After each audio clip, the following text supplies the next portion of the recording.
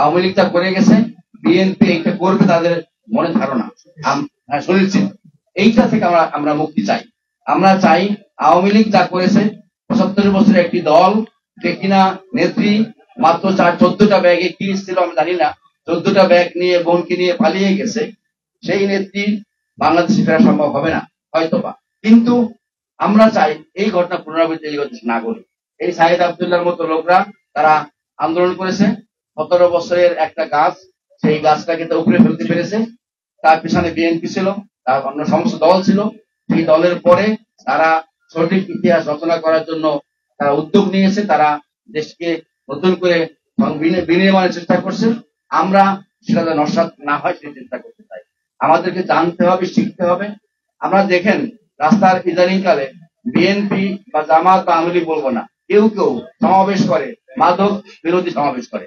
তারা কিন্তু জামাতের নাম নেয় না, আওয়ামী লীগের নাম বলে না, কিন্তু কেউ কিন্তু করে।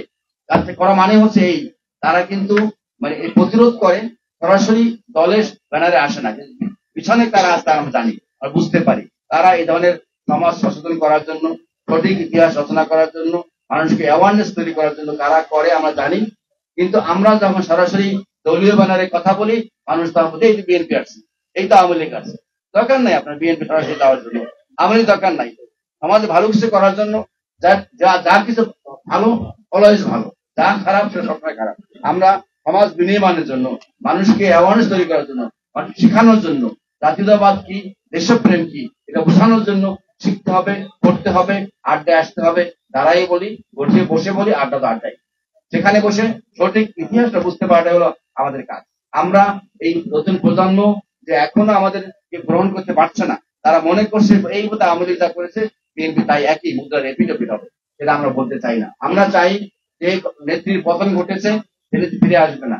যে নেত্রী বলে দিয়েছেন এই দেশ আমার, এই দেশের বাইরে আমার 1 ইঞ্চি জায়গা নাই, আমার কোনো আত্মীয় নাই, ঘর নাই, বাড়ি নাই, ওনাকে আমরা চিনি, উনি দেশের নেত্রী। তো উনি কিন্তু কখনো অন্যায় আপোষ করেন নাই, অন্যায় প্রশ্রয় দেন নাই। তার ও আদর্শ বিশ্বাসী, আদর্শ বিশ্বাসী।